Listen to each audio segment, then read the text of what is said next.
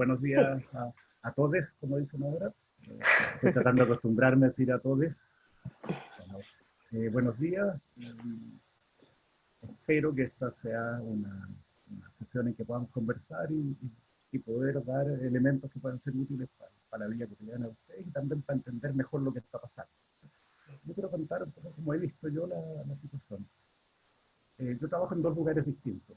Hago consulta particular, pero sobre todo trabajo en un hospital público, que es el Hospital Barros Luco, en el servicio de psiquiatría. Entonces me toca ver dos realidades distintas, pero dentro de esas realidades distintas hay elementos que son comunes y otros que las diferencian a las dos.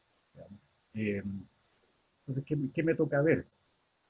Me toca ver primero la, la aparición de una serie de síntomas. Todo el mundo anda preguntando de repente, oye, ¿será normal que estoy durmiendo mal?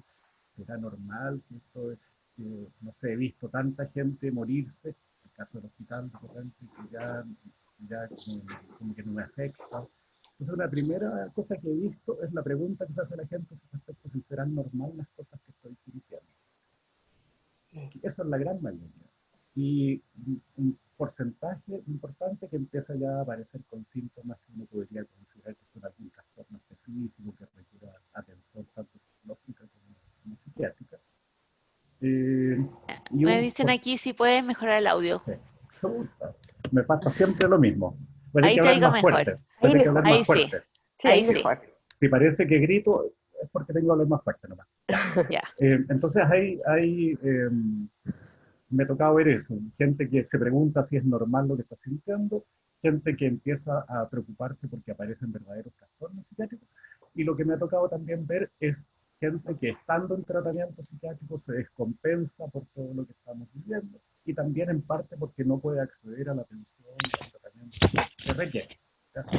Esa es la parte que se ve tanto en lo público como en la práctica privada. Ahora, lo que se ve más en lo público también es la magnitud del problema. O sea, cuando alguien habla de que la salud mental va a ser la próxima pandemia que viene, la verdad es que yo creo que eso es real.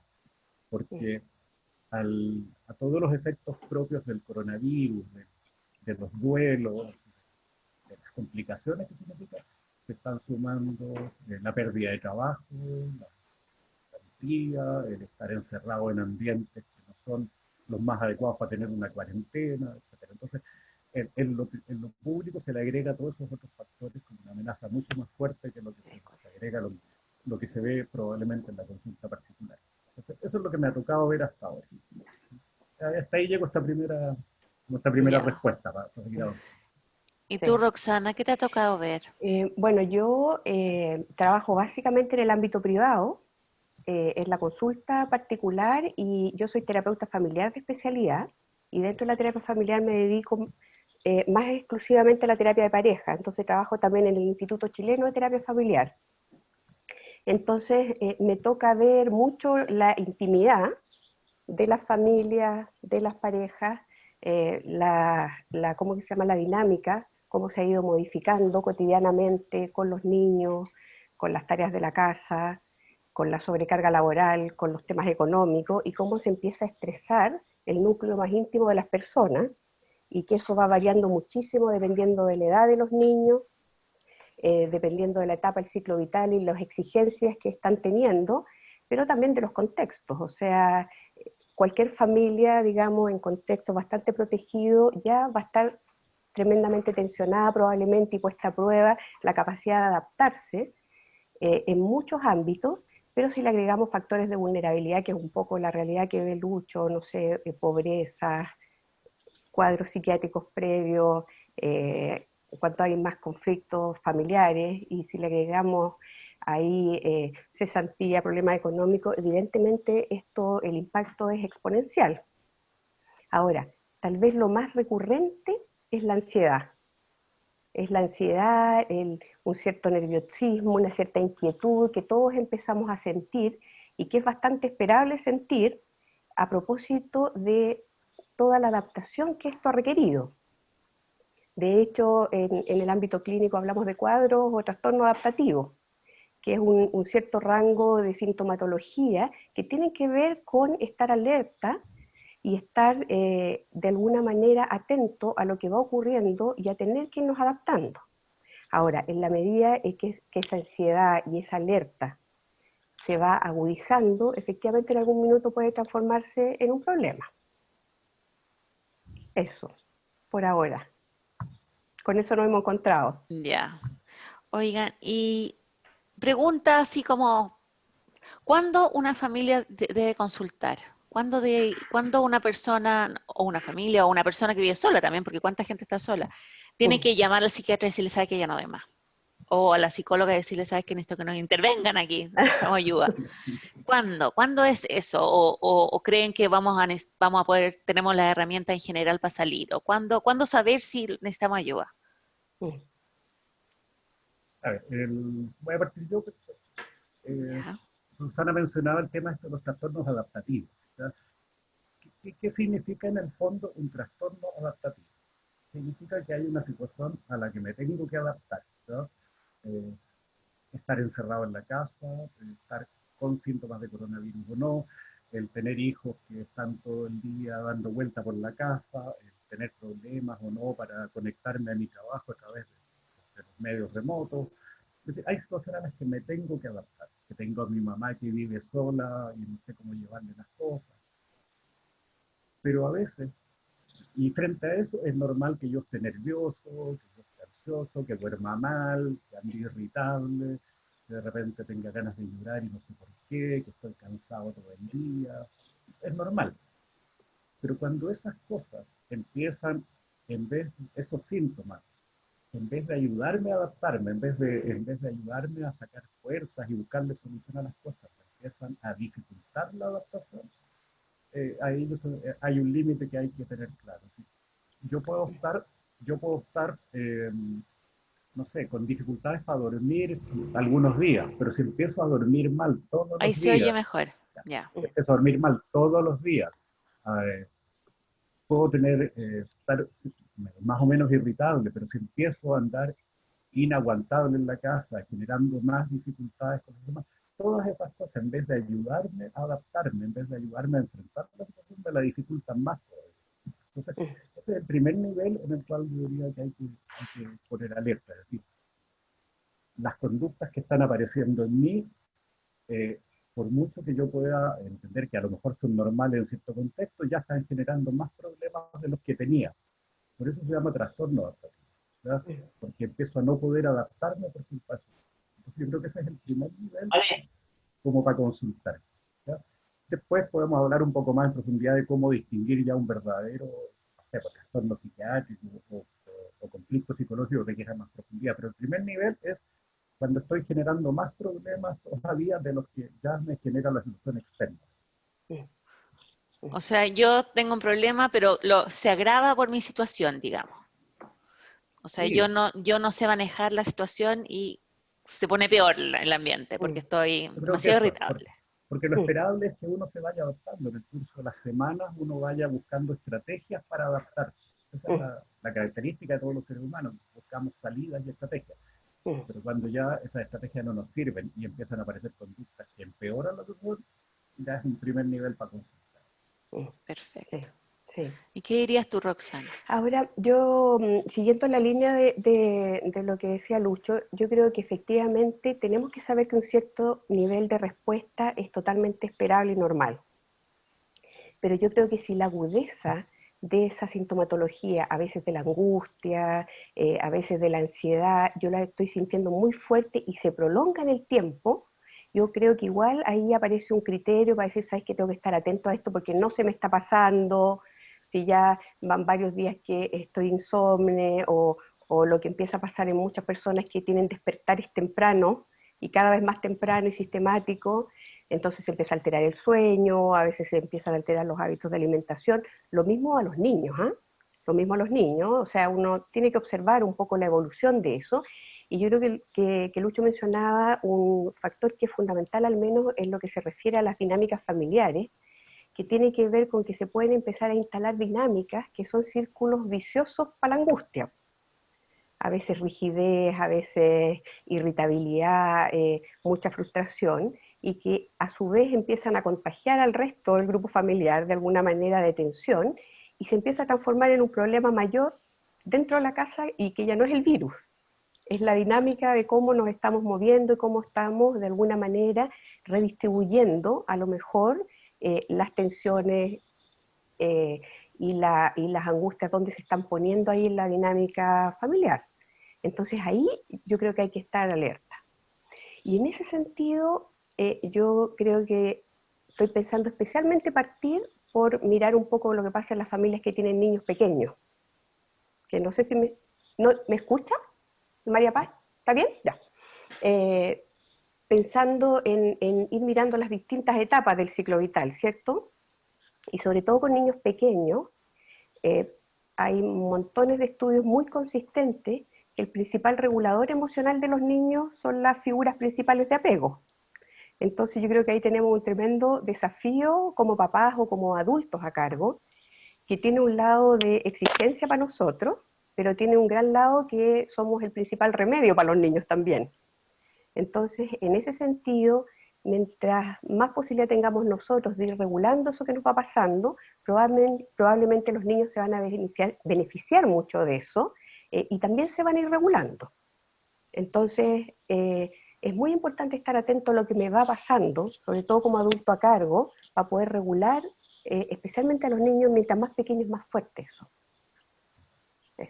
Yo quiero agregar a lo mejor algunas cosas que tienen que ver con esto, con dónde empezar a pedir ayuda. Hay gente, pensando en casos concretos, digamos, hay gente que de repente se da cuenta de que para poder dormir bien se tiene que tomar un vasito de algo en la noche y así duerme tranquilito. Y si no se lo toma, empieza a tener dificultades. O la gente que empieza a consumir marihuana también porque eso lo relaja.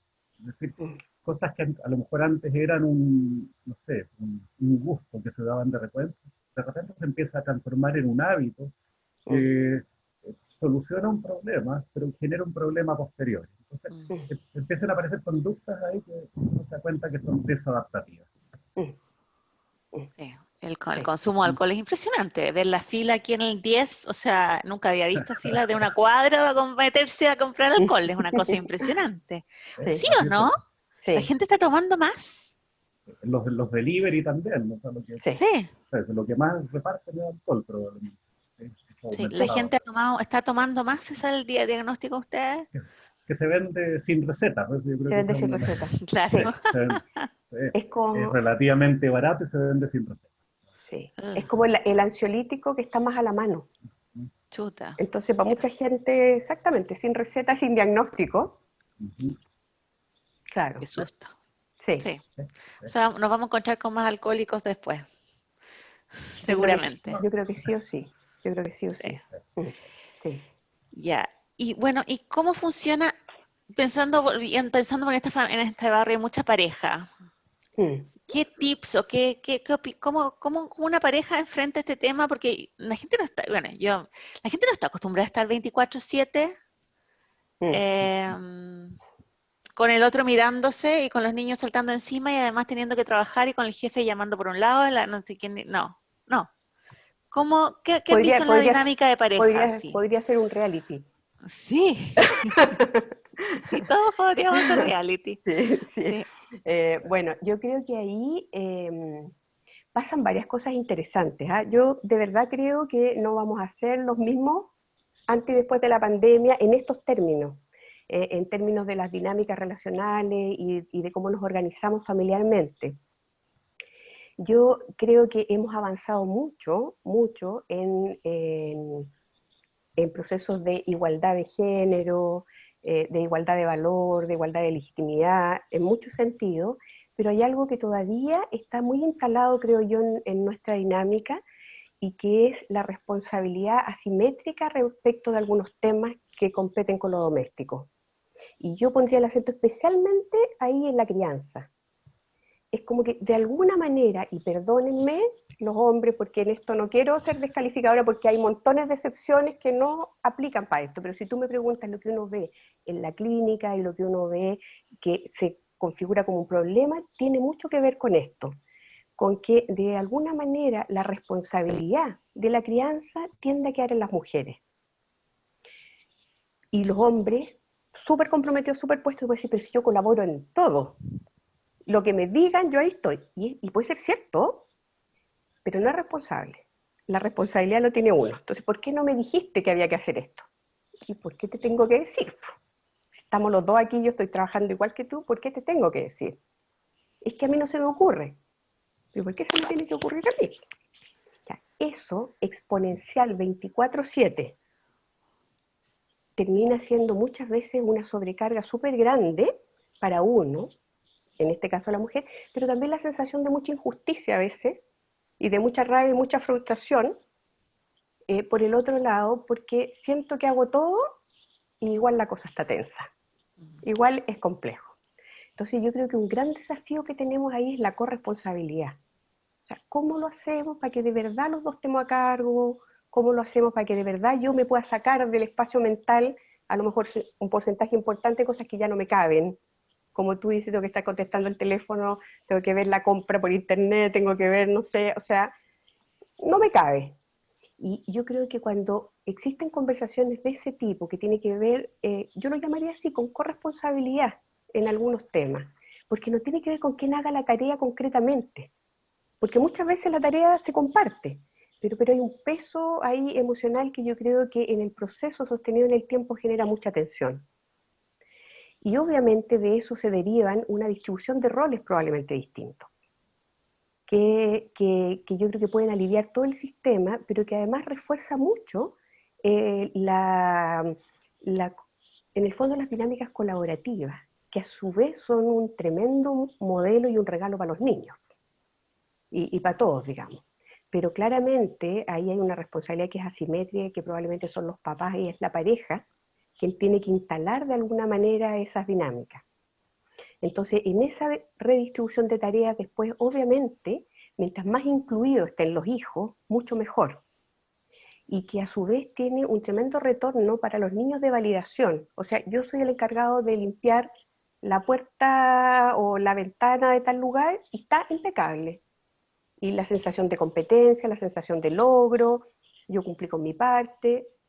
En ese sentido es un bonito desafío, y por eso digo que no vamos a hacer los mismos, pero en un sentido positivo, porque al menos en mi casa todos saben con qué se limpia el baño actualmente, y que antes, perdón, esto es una confesión, yo tampoco lo sabía, de verdad. Entonces, o sea, si soy sincera, así era, pero hemos tenido que hacerlo, y yo creo que ha sido muy bueno para todos, ha sido muy bueno para todos. Entonces yo creo que ese es un tema central para la pareja. Yo diría que un otro tema tiene que ver con cuáles son los límites de la parentalidad y cuáles son los límites de la conyugalidad o la pareja. Que niños 24/7, saltando por ahí, el teletrabajo, etcétera, ¿cuál es el espacio para la relación?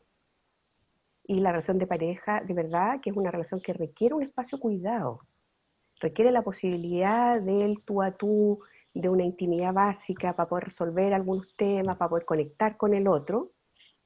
Si no, somos súper buenos compañeros de trabajo, pero hay algo que se empieza a desgastar. Entonces yo creo que ese es el otro gran desafío. ¿Qué posibilidades hay de repente de acostar niños temprano? O de decir, niños, hagan su Zoom con amigos, jueguen lo que ustedes quieran y nosotros vamos a conversar un ratito, o vamos a cerrar la puerta un ratito. Yo creo que es un gran desafío en este tiempo. Eso por Obviamente. ahora. Mira, yo creo que esa es la vertiente sana de la evolución, que es la que esperamos y Claro. la gente, claro, que ojalá pudiéramos evolucionar de esa manera y darnos cuenta de eso. Pero por eso se requiere ayuda, cuando vuelvo a la pregunta inicial Mm, tuya o la segunda, ¿cuándo requiere ayuda uno? Cuando los roles a lo mejor se han ido como cada vez como polarizando más claro. y en vez de flexibilizarse y adaptarse, la primera respuesta frente al peligro de todos nosotros es refugiarnos en nuestra forma habitual de hacer las cosas. Mm, Y por lo tanto, si yo trabajo todo el día en la casa, voy a querer seguir trabajando todo el día. Y me da lo mismo si los cabros chicos están aburridos o no, total, para eso está la mamá.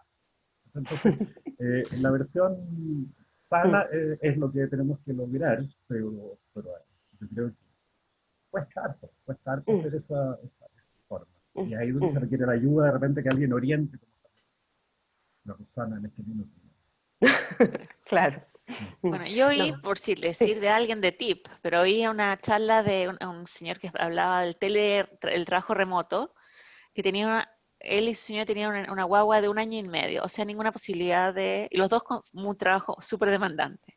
Entonces, lo que él decidió que él se levantaba a las 5 de la mañana y se hacía cargo de la guagua. Él trabajaba de 5 de la mañana hasta la 1, por ejemplo, y después la señora trabajaba de 2 en adelante, porque no pueden dejar solo una guagua.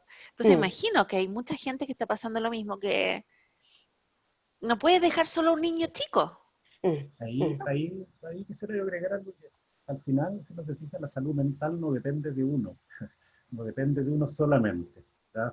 Uno puede cambiar actitudes, puede cambiar una serie de cosas, como dicen por ahí, uno puede elegir su estilo de vida, pero hay situaciones donde no eliges, porque tienes trabajos donde te siguen exigiendo tal como si no era limitante. Te exigen que respondas a tiempo, te exigen que cumplas la misma cantidad de procesos que cumplías antes, y no hay ninguna visión por parte de una importante cantidad de empleadores de que la gente que está trabajando está haciendo un tremendo sacrificio total. Está ahí en la casa trabajando, o sea, es más cómodo. Entonces, al final la salud mental no depende solo de ti, o sea, depende también de un contexto, de un ambiente que te permita tener una vida así. Sí. Ahora, yo a propósito de lo que estaba diciendo Lucho, yo lo he visto hoy día en la clínica, pero también lo estuve viendo en algunos estudios que publicaron unos reportajes de España y en Italia, que aparentemente dentro de estas evaluaciones de salud mental, los peores indicadores hoy día los tienen las personas, pero especialmente madres que teletrabajan full time y que tienen niños menores de 5 años. O sea, lo que tú dices, o sea, tener una guagua, y por qué decir los que tienen 2 y 3, menores de 5 años, los dos teletrabajando full time, y como dice Lucho, es impresionante cómo uno ve que los empleadores esperan que las personas rindan igual como si estuvieran en el trabajo. Entonces la opción es lo que tú dices, pues la opción es levantarse a las 5 de la mañana, hacer turno uno en la mañana, otro en la tarde, se duermen los niños y trabajar hasta la 1 de la mañana, pero ese ritmo es insostenible, no sé, ¿cuánto será sostenible? ¿15 días? ¿Un mes? Y Pero llevamos 3 meses, y llevamos los 3 meses. 4 meses. Entonces, evidentemente hay gente que está colapsando muy fuertemente cuando tienen ese tipo de rutina, están en esa situación, en ese momento del ciclo vital. Yo creo que tal vez es de las situaciones más estresantes hoy día. Sin apoyo doméstico, sin jardines infantiles, sin nada. Pues. Sí, no. Y niños que se enferman igual, que comen, que alguien tiene que cocinar. O sea, Sí. sí. Uno empieza a hacer vista gorda del aseo, pero le tienes que dar de comer igual. Tienes que Sí. dar de comer igual. Sí, Sí. exactamente, exactamente. Sí. Ahora, yo creo que las familias, dependiendo de la etapa del desarrollo, tienen distintos desafíos también, porque el otro desafío son los niños en etapa escolar, y donde se espera que a esta altura del año, por ejemplo, el niño esté leyendo si está en primero básico y en otros colegios antes.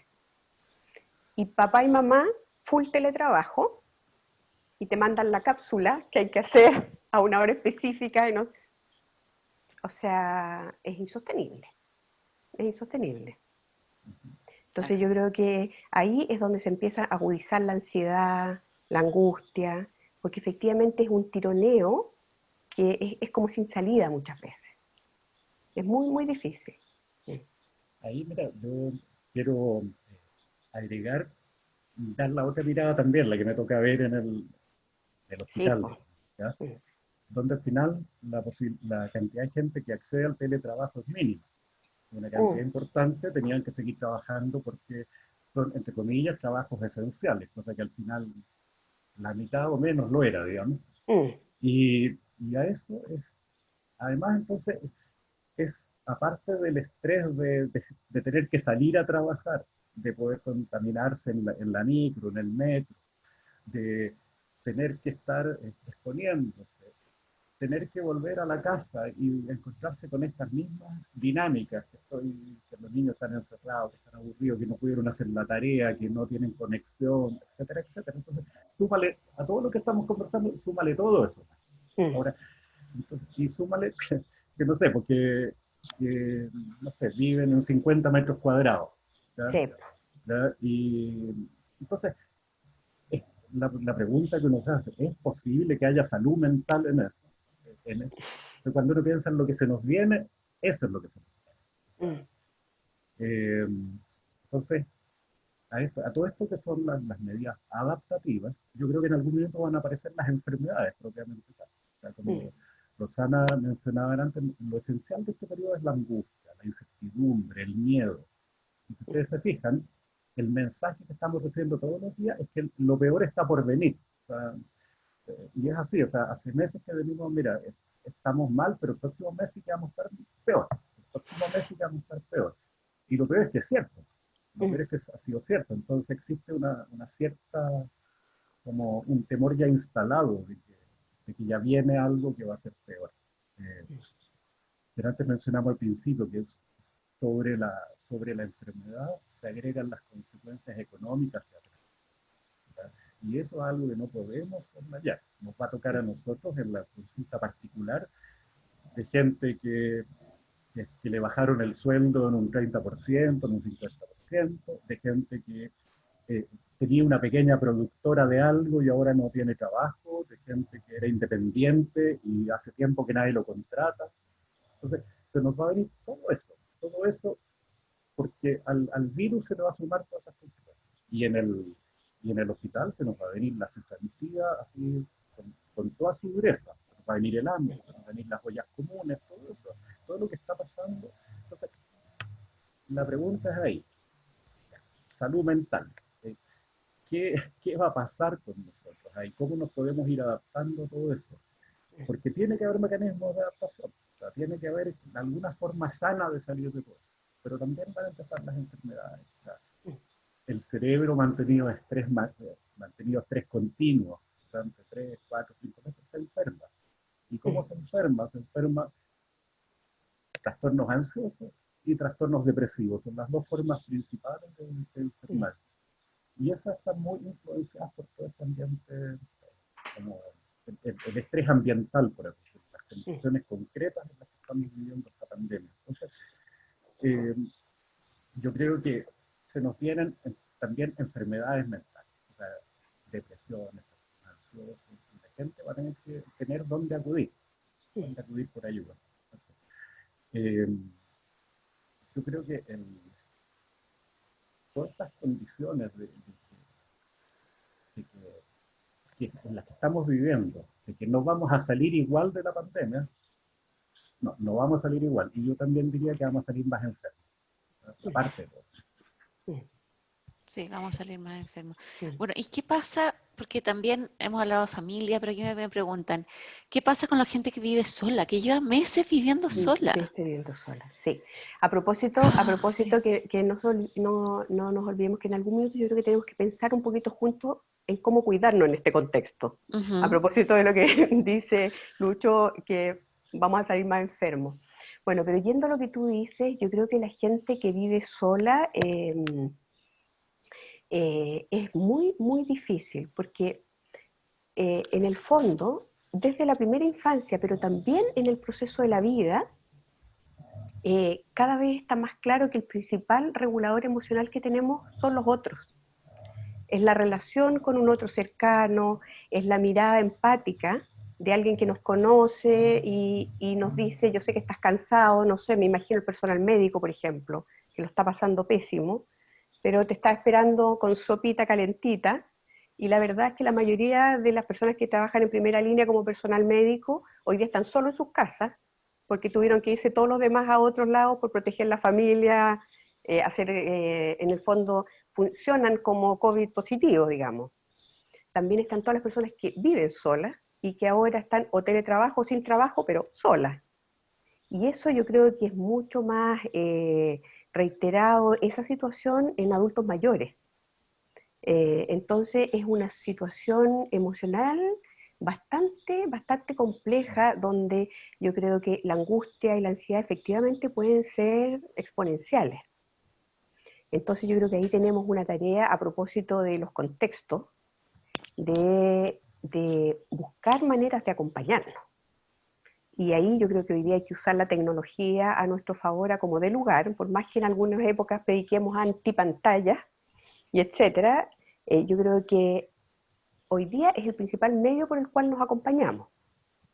Y yo creo que si uno sabe que hay alguien que vive solo y que está en esa situación, yo creo que mandar un mensaje, llamar, hacer presencia de distintas maneras, yo creo que es fundamental. Necesitamos a los otros para poder regularnos. Sí. Necesitamos compartir la experiencia, necesitamos ponerle palabras a eso que nos está pasando para poder elaborarlo. Y en soledad eso es mucho más difícil, es mucho más difícil. Y yo creo que en particular a los adultos mayores, el mensaje tiene que ser de valoración, de verdad, de lo importante que son para nosotros, de lo importante que son nuestras vidas, de lo que tenemos de ellos, lo que le damos, lo que llamamos nuestra impronta, porque yo creo que ser adulto mayor, estar solo, que nadie se comunique contigo, es muy probable que uno empiece a sentir que cuál es mi lugar en el mundo, o sea, de verdad qué sentido tiene esto. Entonces se puede instalar un sinsentido vital que es muy complejo y es muy triste, que es distinto en otras etapas de la vida. Claro que sí. Sí, bueno, aquí dice, una persona dice, totalmente de acuerdo, ese clima de miedo es devastador. Se puede sugerir que como comunidad podamos construir nuestro propio medio de difusión con mensajes positivos, de gratitud, solidaridad. Y pregunta a la Junta de Vecinos si se está considerando esa opción.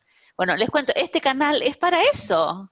O sea, hemos tenido mensajes, cuando empezamos con el canal, una señora dio las gracias porque dijo que se sentía tan sola y esto la acompañaba. Y yo dije, aquí tenemos que seguir trabajando en esto. Así que, por favor, todas las ideas de temas que quieran tratar, sean de pandemia, no pandemia, de arte, de música, de lo que sea, mándenos un mail, contáctenos porque esto acompaña. Sentirnos en comunidad acompaña.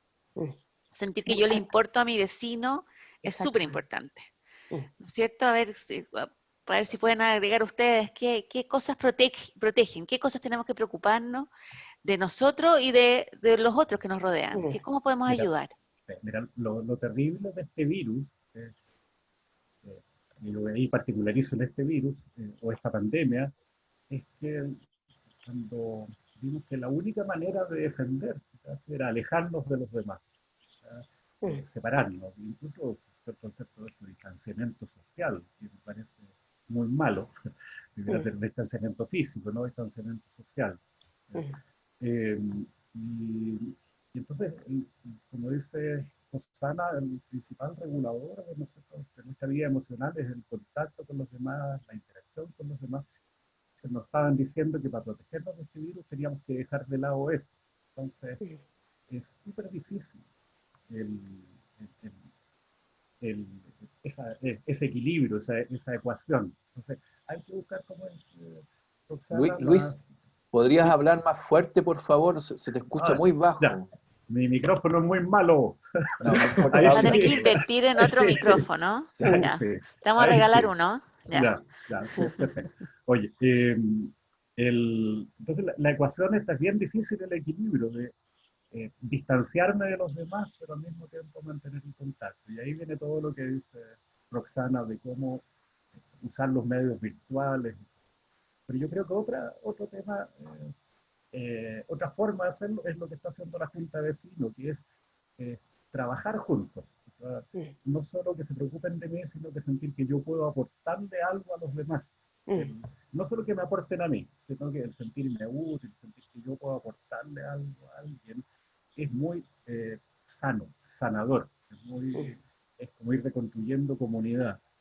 Y yo creo que la invitación que tú haces a que la gente dé todas sus ideas, yo creo que eso es lo que hay que hacer, porque nos tenemos que sentir que parte de la salud mental, parte del concepto de salud mental, aparte de no tener enfermedad y todas esas cosas obvias, es que yo me siento un sujeto útil para los demás. Yo soy sano cuando me siento útil, cuando siento que soy un aporte constructivo a la construcción de comunidad. Entonces, yo creo que eso es súper importante. Sí, bueno, Podamos aquí ir Pancho aportando. Soto, sí, aquí Pancho Soto dice un tip, una cosa bien importante, dice, en nuestra calle no nos conocíamos y hoy hemos logrado compartir preocupaciones, temas de seguridad, pero también recetas de cocina, ya que ya no sabemos qué cocinar, y darnos datos de venta de insumos. Hemos logrado armar comunidad, cuidarnos y apoyarnos entre nosotros. Eso es lo que buscamos como Junta de Vecinos y eso es lo que buscamos, ojalá que todos tengan en su WhatsApp de calle, pasarse datos, necesito un huevo, quién tiene no sé qué. Eso ayuda muchísimo. ¿Quién tiene datos de Gaffiter, que el otro día pasa por acá, que electricista? ¿No? Sí. Al final vamos a pasar un aviso de algo que nos va a colaborar en eso, pero para no cambiarnos de tema, yo quisiera volver al tema de cómo nos cuidamos, porque en el fondo yo creo que ser comunidad es muy, muy importante. Nos permite sentirnos acompañados, nos permite sentir que contamos con alguien si es que de verdad lo necesitamos, pero que ese otro también puede contar conmigo. Y yo creo que eso es una parte fundamental de la regulación emocional.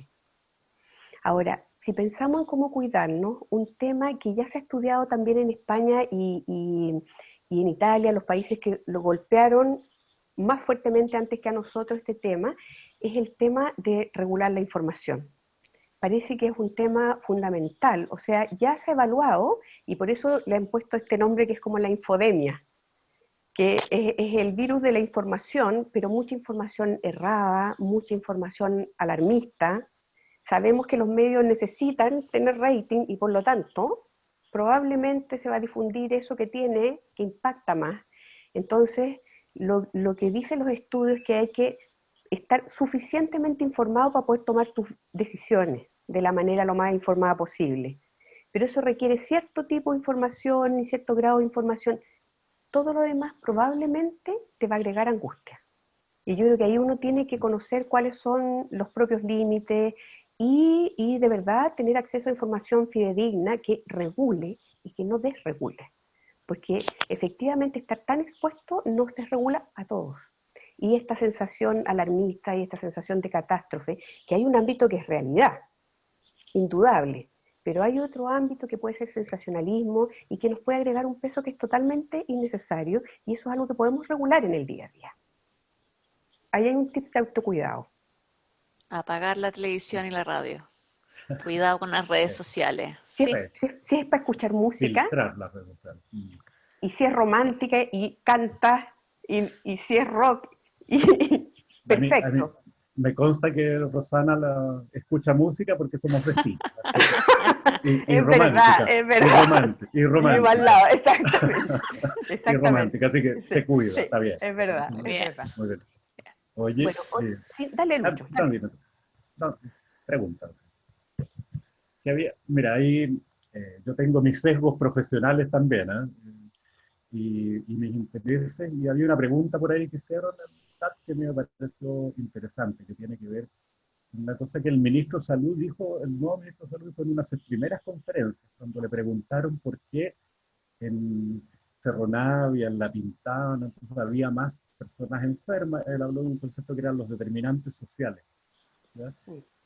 Yo me acuerdo acá cuando Alejandra Vives habló del coronavirus en una de las primeras transmisiones ahí, ahí ella hablaba también de qué va a pasar cuando el virus pase a las otras comunas, ¿ya? Entonces, yo creo que hay un tema ahí importante que nosotros somos comunidad, ¿ya?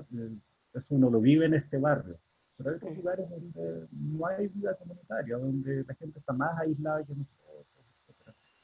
Y yo creo que también tenemos que pensar en el resto de la gente, no solo en nosotros. Creo que eso es parte también de la adaptación y la calidad mental.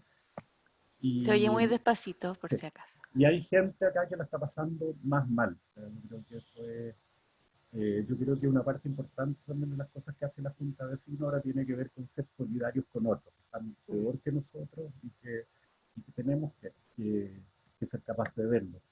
Y ver también, y aquí me voy a meter en otros temas, pero que para mí son importantes señalarlos. Por ejemplo, a nosotros nos va a pasar algo que ya nos pasaba antes, que era que cuando tú ibas al psiquiatra te encontrabas con que tienes limitación de sesiones al psiquiatra, por ejemplo, o que los psicólogos no están cubiertos por tu sistema de salud en general, sino que solo la atención médica. Es decir, hay una visión muy médica de las cosas, como que la gente tiene que ir, buscar ayuda, que le den una, no sé, una pastilla que le solucione el problema y que ojalá vuelvan 6 meses más a control. Es decir, hay poco entendimiento del rol de los psicólogos, del rol de un terapeuta ocupacional o de un trabajador social en la solución de los problemas de salud mental que vienen. Y esa es una dificultad con que nos vamos a encontrar nosotros. O sea, digo, nosotros como barrio, las licencias por salud mental son rechazadas, los remedios salud mental, para qué decir los precios que tienen, etcétera, etcétera. Entonces, cuando nosotros pensamos en lo que se viene también, problemas que teníamos antes, ya los teníamos, ahora también van a ser más, van a ser notorios y van a interferir en la posibilidad de recuperar la salud, cuando ya la perdemos. ¿Ya? Porque hasta ahora hemos hablado de qué hacemos para no perderla, o cómo prevenir, pero en algún momento la vamos a perder y cómo hacemos para recuperarla.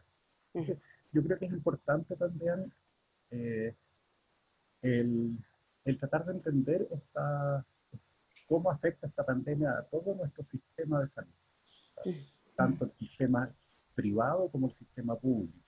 Y cómo podemos ayudar con ideas, con propuestas para que mejore, para que la gente de verdad tenga acceso a la recuperación de su salud mental cuando la pierde. Yo creo que ayuda también, a lo mejor ese es mi sesgo personal probablemente, ayuda a mantener la salud mental cuando uno los entiende también en forma sistémica, y no solo lo que me afecta a mí, sino que entender que esto no depende solo de mí, el cuidarme, ni solo de mi barrio, sino que son cosas mucho más amplias. Pero ahí uno también se siente como limitado, como qué puedo hacer yo, es como súper complicado. Ahí tiene un tema político de cuánto me involucro, cuánto no me involucro.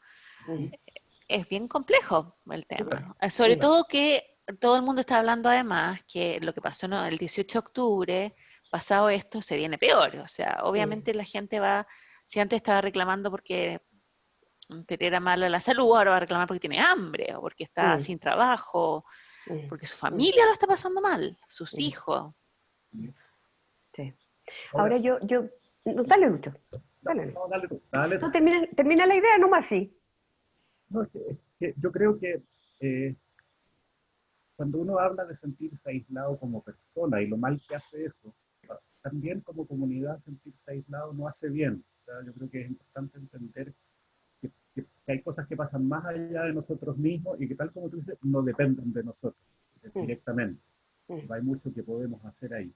Pero que no dependan de nosotros no significa que no existen. Entonces, sería eso como negar parte de la realidad.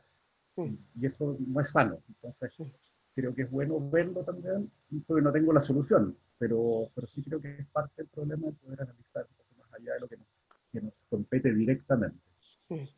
Sí.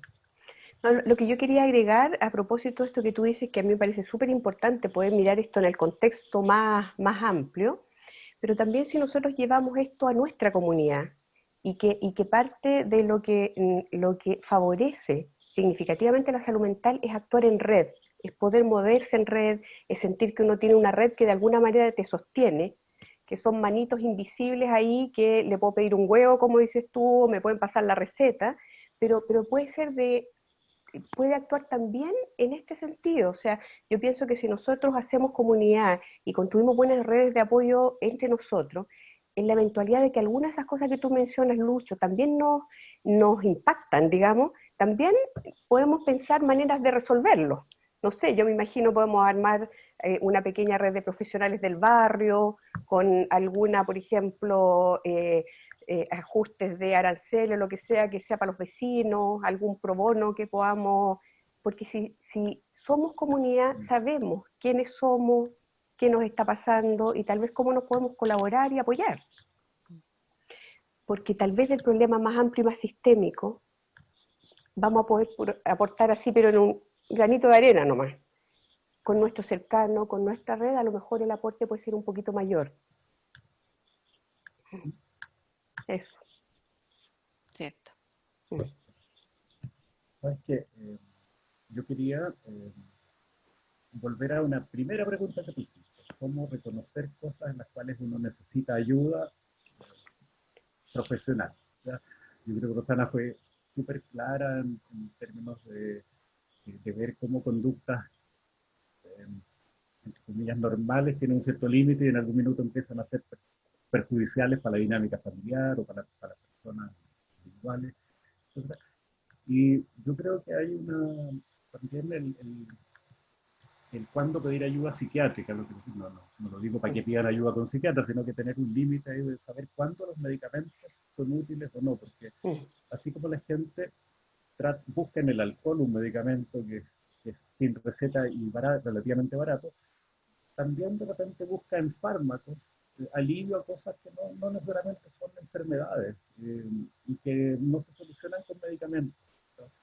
Yo creo que también puede haber un riesgo de sobremedicar o medicalizar algo que más bien tiene que ver con la normalidad. Entonces, yo quiero dar un tip, por así decirlo, de cuándo en realidad consultar psiquiatra y buscar en los fármacos. Y yo creo que primero tiene que ver con la duración de los síntomas, cuando ya duran un tiempo que se mantiene más allá de lo razonable, y la intensidad de los síntomas. Es decir, si yo lloro eh, porque me angustio frente a las noticias, ¿ya?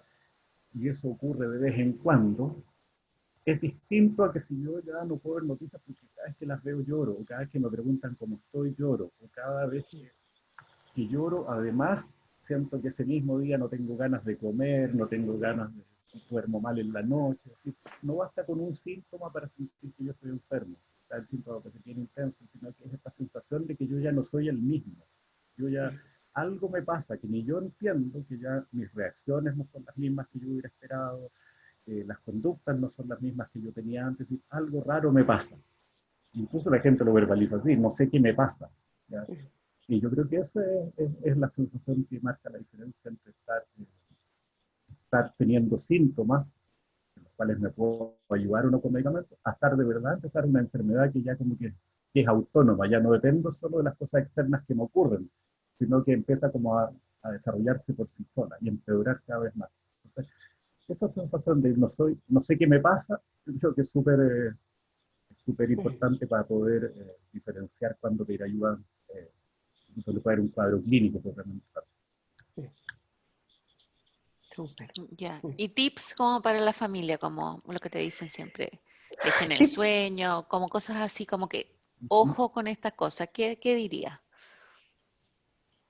A ver, Eso, para mí, para Lucho, ya. pues partamos por ahí. Yo creo que las cosas, uno está lleno de guías de autoayuda. Afortunadamente en Internet el Ministerio de Salud ha sacado muy buenas guías, la Sociedad de Pediatría, distintas sociedades de psicología, la Sociedad de Psiquiatría, todos han sacado guías. Pero lo central tiene que ver con llevar a cabo lo que Rosana decía en algún minuto, es decir, cómo adapto mi vida a, a tener algunas actividades y espacios sanos, no todo va a ser ligado a la pandemia, etc. Entonces, las cosas típicas, importante mantener horarios, importante delimitar horarios. Por ejemplo, y ahí pongo ejemplos personales, lo conversábamos con Rosana por teléfono ayer, digamos, como nosotros mismos no nos damos cuenta y estamos atendiendo por Zoom un día domingo, cosa que nunca hicimos cuando teníamos consulta, pero ahora atendemos día domingo. Es decir, no somos capaces de ponernos límites nosotros mismos, pero también al teletrabajo. Entonces, eh, entonces, ponerse límites, ponerse horarios, reservar espacios para la pareja, todas esas cosas, hacer ejercicio físico, eh, todas esas que uno podría decir que son de sentido común, la verdad es que son muy sanadoras. Si uno las puede llevar a cabo, fantástico.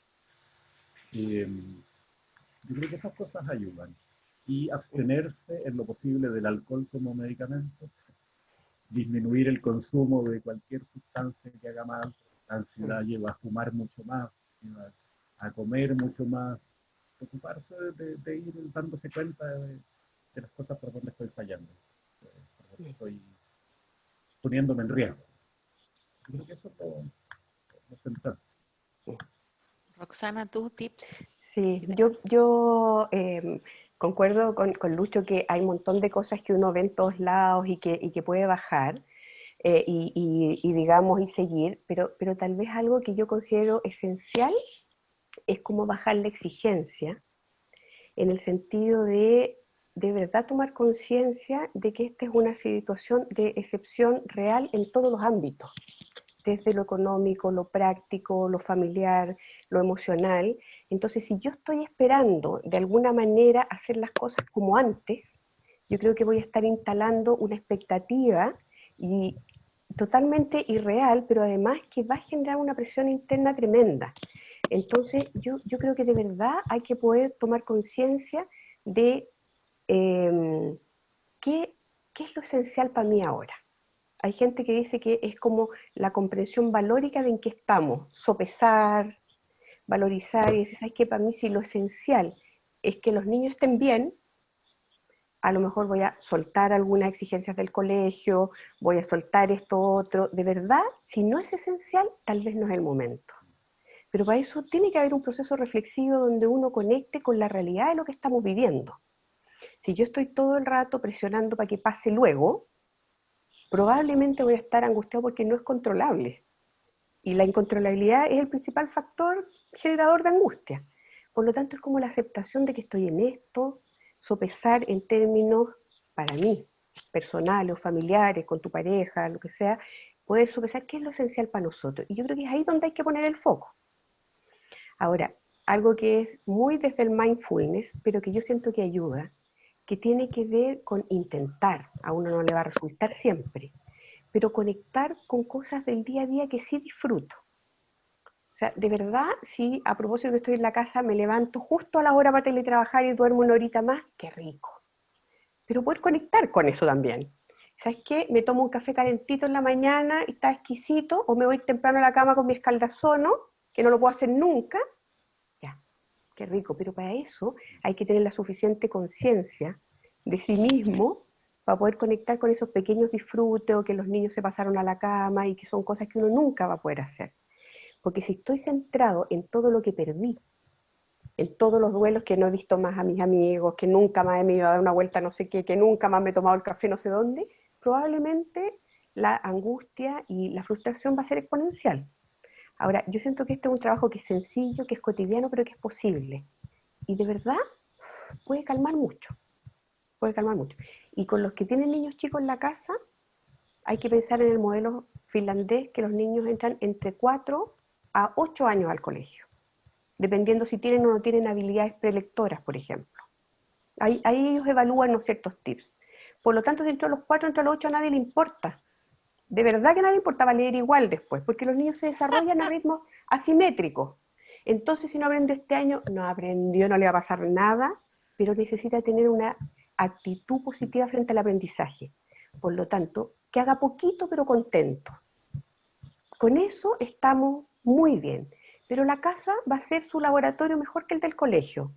Ver cómo uno hizo la mayonesa casera, quebrar el huevo, acompañarte en cualquier cosa. Yo insisto, saber dónde están las cosas para limpiar el baño, habilidad esencial para la vida que nos viene, etcétera, etcétera. O sea, de verdad que puede ser un lugar de aprendizaje súper, súper importante para los niños. Entonces, soltar lo que no va a ser. El colegio como lo conocíamos no va a ser este año. Yo al menos creo eso.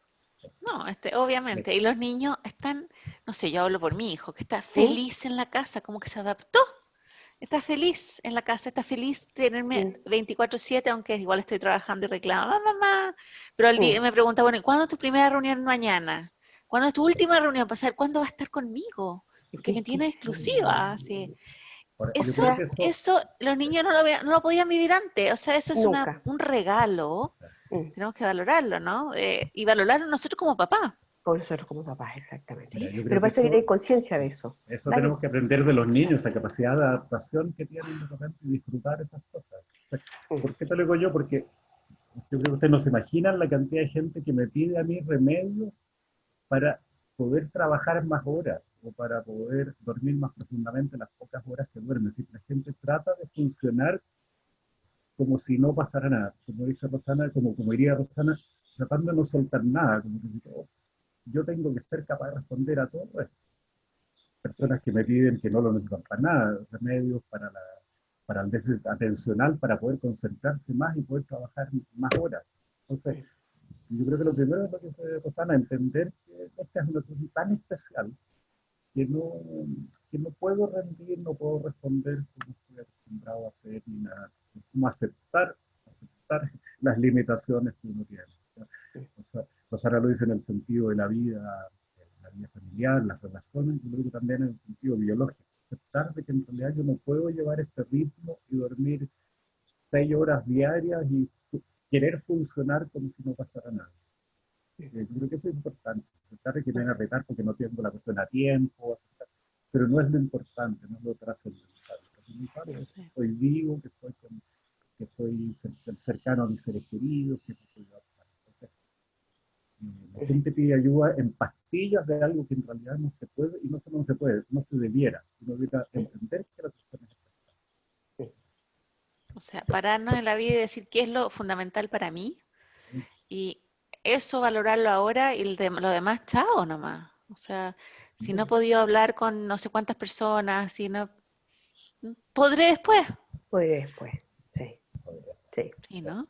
¿Y cómo contener a los niños en ese tema? ¿Cómo contener al niño que está nervioso porque no ha visto a su amigo en no sé? ¿Cómo contener, cómo no traspasar la angustia a los niños? ¿Qué dirías, Roxana? Mira, yo creo que es un bonito y difícil desafío.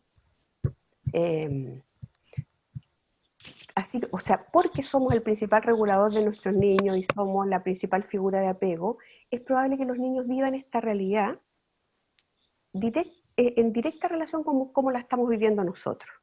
Entonces, si yo estoy angustiada, si yo estoy tratando todo el rato que se quede callado luego para yo poder contestar la cosa, va a haber una tensión permanente. Entonces yo creo que efectivamente las personas que están full teletrabajo en la casa es muy complejo, y sobre todo niños más pequeñitos que no comprenden que la mamá está en la casa pero no te puede pescar en este momento. Entonces yo creo que ahí hay que intentar regular espacio, explicarle con temas concretos a los niños, a lo mejor te puedes sentar aquí al ladito con mis Legos, pero tengo que hacer esto, termino esto y estoy contigo, tratar de, en el fondo, hacerles a ellos un poco más comprensible esto que está pasando. Y eso es súper concreto, hay que explicárselo concretamente. No todas las veces va a resultar, pero muchas veces sí va a resultar. Mientras más neutro uno se lo diga a los niños, mientras más amorosamente se los diga, lo van a entender. Hay que pensar que el mensaje está dado 90% por lo no verbal. Por lo tanto, cualquier cosa que uno le diga tenso, gritoneado, angustiado, el niño más bien se va a asustar que entender. Entonces hay que poder bajar a la altura de ellos, hablarle con calma y decir, ¿sabes que tengo que mandar esto? ¿Tú me esperarías un ratito? ¿Qué es lo urgente que me pediste? Ya, te hago eso y yo me siento y efectivamente eso calma mucho. Pero hay que considerarlos a ellos como un sujeto que procesa la realidad de manera distinta que los adultos. Y por lo tanto necesitamos nosotros adaptar eso para que él lo pueda entender. Y en la medida que lo entienden, muchas veces baja mucho la tensión. Y otra cosa que uno puede hacer para regularlos a ellos es preguntarle cotidianamente si necesitan algo, si hay algo que uno pudiera hacer o dejar de hacer para que él esté mejor. Otra cosa que ayuda mucho es en algún momento del día preguntarle a los niños, a mí me gustaba mucho en la noche cuando uno iba a acompañarlos un ratito a la cama, a dormir, qué ha sido lo mejor del día y qué ha sido lo difícil del día. Y ahí te dan ellos los tips. Te dicen, es que yo solo quería tomarme la leche contigo y después hacer mis cosas, o yo solo quería tal cosa. Entonces, escucharlos un poco más, ponerse en una disposición de verdad entender qué es eso que le está pasando y también de explicarle en qué estamos, digamos. Y los niños yo creo que se regulan. Bueno, Eso.